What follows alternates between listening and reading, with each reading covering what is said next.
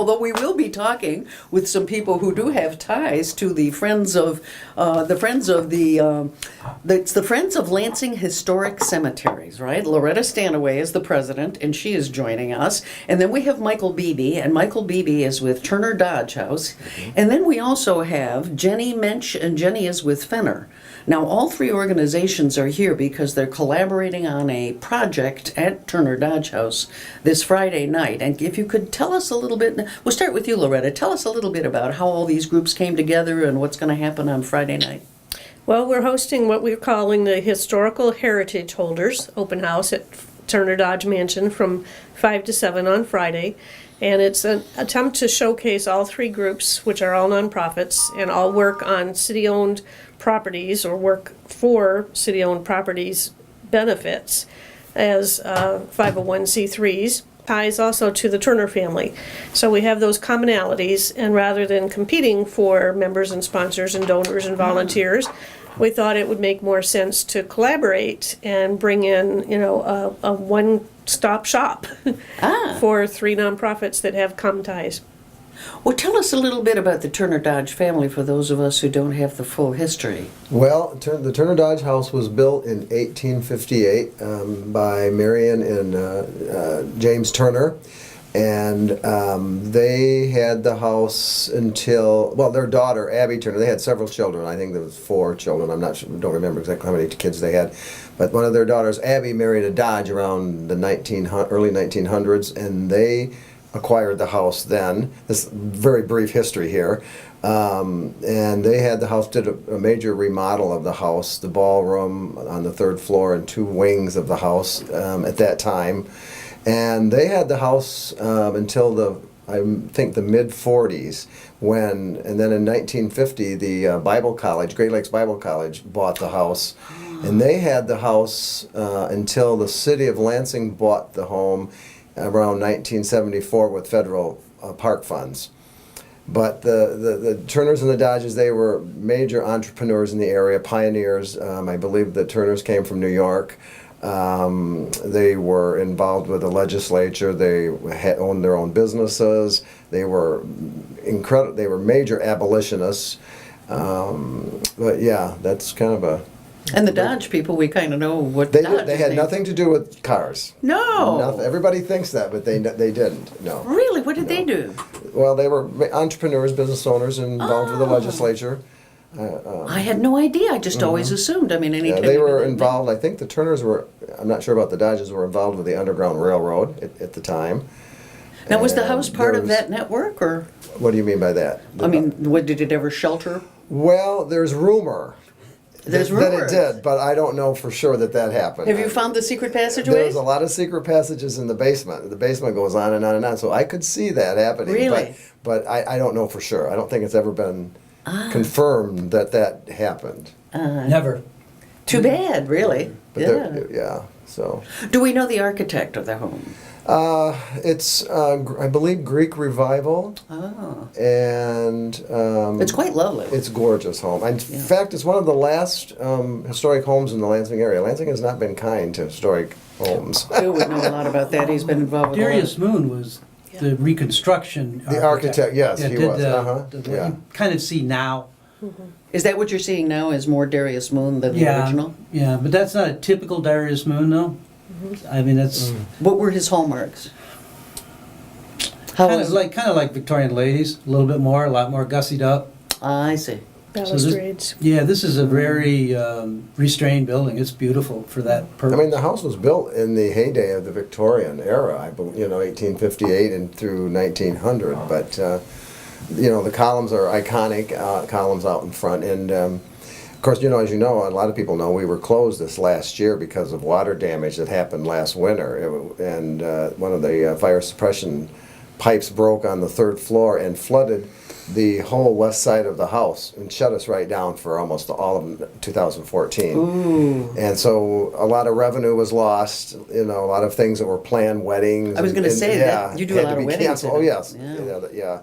And so our grand opening was for our third annual Festival of Trees that happened this last holiday season in December. So that was kind of the grand opening of the house again. So you've got all the snow off the roof. I I don't think there's much snow on the roof right now. No, So people will have an opportunity on Friday night then to also tour the to tour home. the home. Yes, yes. And find An out a little bit opportunity. more about Uh-huh. that. Yeah, we'll have some docents there. Okay. And yeah. And what will Fenner, how will your involvement be? Sure. Well, in addition to being entrepreneurs in Lansing, the Turner family also owned a farm. So Fenner Nature Center, the city park, is part of that original Turner family farm. Oh, I didn't know that. Yeah, it was sold to the city in 1952 with the stipulation that it remain in green space in its somewhat primitive state. So that's sort of where we come in with our ties to the history. And so we'll be there at the Turner Dodge House as well on Friday night, just talking a little bit about our programs and what we do out on the land to keep it in green space and to keep it a great place for city residents and regional residents to come out. I have come to some of the Fenner events and done some videos because you do some wonderful things. You've got the apple butter and the maple syrup and all the wonderful things. And kids seem to really have a great time out there because many kids who come from an urban area who think food comes from Myers only, get to find out that it's that the woods is a fun place to be as well. Sure, it's quite a learning experience, not only Yeah. to find out that we get food from nature, but also to find out that nature is not really that scary. Yes, yes. Now you do a number of summer camps as well. There's a lot of summer programming. We do. We have 9 full weeks of summer camp this year, with themes ranging from wilderness survival to I need that. digging in the dirt with bugs and snails, and That's very cool. I like Fenner. I think it's just a great place. we do too. Yeah. You're listening to LCC Radio, WLNZ 89.7 here in Lansing, Michigan. We've been talking with Jenny Mensch from Fenner, from the Fenner Conservancy, and also with Michael Beebe, who is the president of Turner Dodge House. But I want to return to Loretta Stanaway to learn a little bit more about keeping cemeteries, I don't know, tidy, I guess is the word I'm thinking about, and so that they don't fall into disrepair. Well, that's exactly what prompted the formation of our group, the Friends of Lansing's Historic Cemeteries, with the fact that for decades, literally decades, the cemeteries were, I guess you could say, the stepchild of the parks in the city Parks and Rec department and in the budget process. And Parks and Rec took the most hits continually year after year on city budgets as times got lean. So it wasn't long before the city cemeteries were falling into quite a state of disrepair. And that's when our group formed and we became active advocating for the promotion and the protection and the preservation of the 3 city-owned cemeteries, Evergreen and North and Mount Hope. So we lobbied the Parks Board, we lobbied the city budget folks, we lobbied anybody we could find to say, these are sacred and hallowed grounds, they need to be properly attended to. And we've had quite a bit of success, I think, in obtaining most of those goals. We've been open since April of 2007, and among other things, we've restored 24 monuments in Mount Hope Cemetery that had come down over time. We have had all kinds of public events. We have stopped the city from privatizing the management of the cemeteries or selling the cemeteries to an outside party. We know what happens when that happens. Yes, we were able to pull together a coalition of what you might term death care industry businesses that are local, that are concerned with the cemeteries as part of their business model. You've got florists, monument companies, and funeral homes. We pulled those people all together along with our group and went down to City Council, and we were able to put a stop to that attempt. So That's impressive because other communities have lost control of these. One of the big changes we've seen in cemeteries over the years is that they now seem to be, everything is flat to the ground so you can mow over the top, there's no monuments, but some of the older cemeteries are just gorgeous. I live behind Leek Cemetery and it's just lovely. I mean, it's a wonderful place. I always enjoy going there. It's Some of the monuments are like art pieces. Aren't they beautiful? They are, yeah. And they tell the cultural history of the community and in the country, really. Yeah. Just through the architecture and what's on the stone and all those kinds of things, And and then how I it's think of presented. the arsenic and the formaldehyde leaking into my well. Those Those are all rumors. One of the things that our group does is an annual fall walking tour the last Sunday in September, and our theme has varied from year to year, from patriots and politicians of the Civil War area to founders and fathers of the community to our tour this year will be called Lansing's Leading Ladies, and we'll be highlighting the women who were in the forefront of the development of the city of Lansing Oh, that are buried in Mount Hope Cemetery. Mount Hope Cemetery is quite lovely. I went there once because, sad but true, my friend Marky Slaker had passed away. He was Marky DeSade in a heavy metal band, and he was buried there. And I had his cat, and when his cat died, I had his cat cremated, and I promised him, that if anything ever happened to the cat, they would do eternity together. So I looked over it, had somebody give me directions, and I went out there, and I snuck out there so I could sprinkle them on Marky's grave, and then I came back and realized I had sprinkled them on the wrong grave. So the cat is doing hard time with another family. So it's not, I got to learn to read those maps a little better. Well, and that's a trend too in cemeteries these days. You mentioned the park and mark and mow and go. There's also the trend toward cremations. Yes. And we've been very active with the city in promoting the development in Mount Hope Cemetery of the Fratcher Memorial Garden, which includes a cremation wall and now also includes a new option, cremation towers.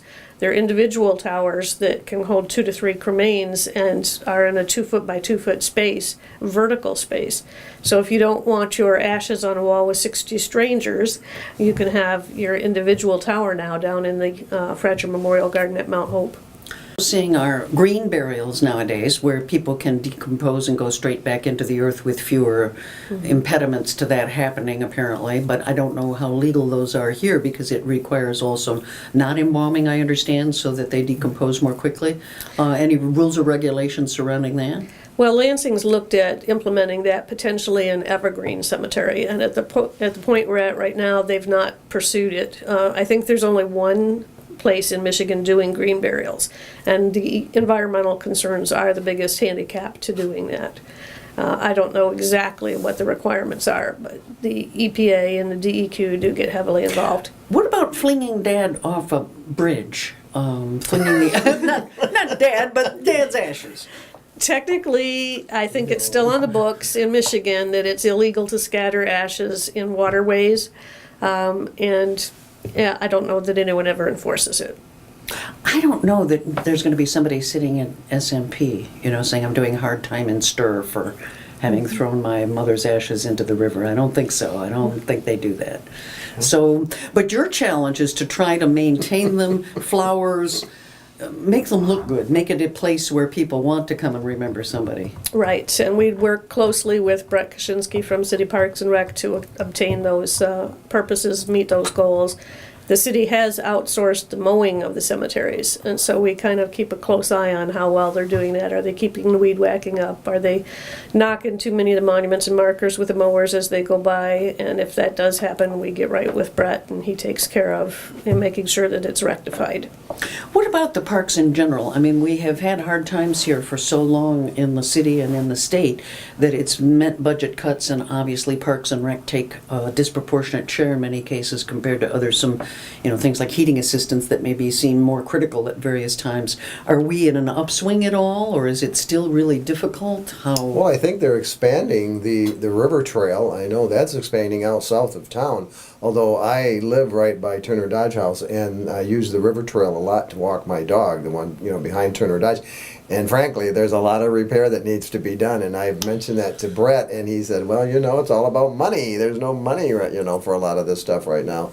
There's going to have to be some major repairs on the northern end of the river trail coming up soon, I think. I don't know. So I saw the new section that they built there off Jolly Road over the last few years. I haven't seen that yet, no. And when I drove by, this was in the fall, just after it was pretty much completed, there was the strangest thing in the world. I watched somebody as they were walking next to the trail. They finally got it done, and they were still walking in the fields next to it. So I don't know. That happens too, because I live on Armstrong, which backs up to the trail that they just put on what they call the South Pathway, between Waverly and across to Aurelius. And the trail jogs in a few places because of some wetlands or issues with the neighbors. And I see people going in a straight line. They just cut. They just eliminate the jog, and they take the path from one end to the other and make their own middle. Now, Fenner's had to do more fundraising and over the years, haven't they? well, we're actually in a pretty unique situation. We are part of the city park system. The Fenner Nature Center is a city park. However, our nonprofit Fenner Conservancy runs all of the operations, all of the programs, all of the festivals, and so any of the fundraising that gets done goes right back into our staffing and operations at the park. So you have these sort of compatible institutions working together to make sure that not only is the park there, but there's programming at the park. Exactly. So what's the first thing coming up on your calendar? Well, Friday night we've got the historical Well, heritage holders. We need to get everybody We're out Friday. excited It's about. 5 to 7 at Turner Dodge House. Yeah. But like you mentioned earlier, our Maple Syrup Festival is Is that the first? right on the way. It's March 21st. Oh, wow, that fast. So we're very excited for that. Oh, you have any hope that the SAP will be running by then? At this point, who's to say? I mean, wasn't it quite late? It very This is pretty perfect weather for sap. Only if it gets warm. Yeah, well, of course. You don't want it warm right now. No. That's true. That's true. I believe it was 2 or 3 years ago when we had an unseasonably warm spring, and by the time we had the festival, there were buds on the trees and the sap was no longer very sweet. That's the challenge, yeah, what we're going to get To at. add sugar. Now, I have to also give props to Loretta Stanaway because, as we were talking not long ago, she's the best crime reporter in Lansing, by the way.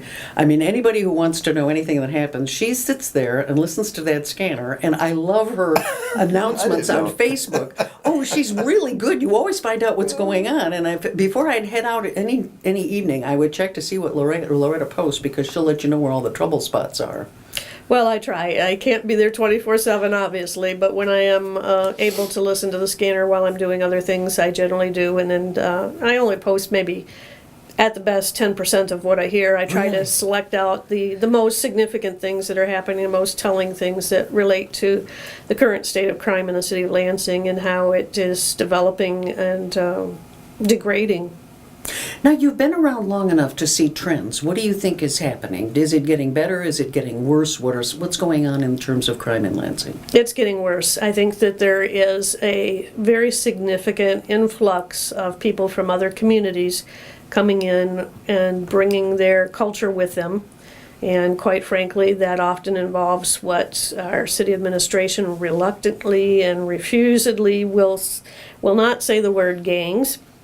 But there is a significant level of difficulty, I think, in the city with gangs, and that is the predominant cause of shots fired, armed robberies, stabbings, shooting at houses and cars. You think a lot of that's drug related? Absolutely. The gangs and the drugs are one and the same.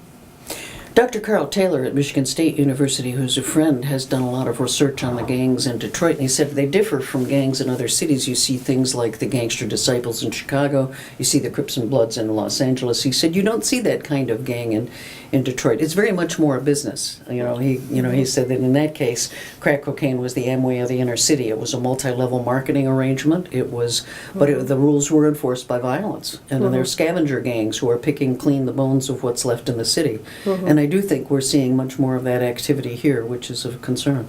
It is, and I don't recall right off the top of my head who it was that told me this, but there was someone I spoke to recently who has direct involvement with the police system. I'm thinking it might have been a marshal. And he reported that the juvenile he picked up one time to transport back to Chicago was anxious as heck to get out of Lansing and back to Chicago because, according to him, the crime element here will shoot you for anything. And it's not like, as he put it, it's not like in Chicago They you don't have play to by the do same something rules? wrong to get shot. He said, here, you look at somebody and they shoot you. I want out of town. And, he was gone. But it's that perception that it's out of control.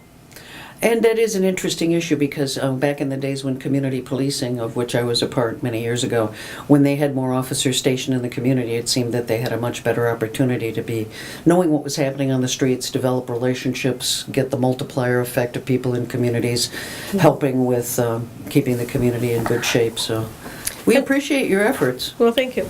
I thank you very much. Well, this has been wonderful. Thank you. I would like to thank Jenny Mensch of Fenner Conservancy, Michael Beebe of the president of the Turner Dodge House, and Loretta Stanaway of the Friends of the Lansing Historic Cemeteries. And don't forget Friday night, it's 5 to 7, right? Yes, it is, 5 to 7. Turner Dodge House.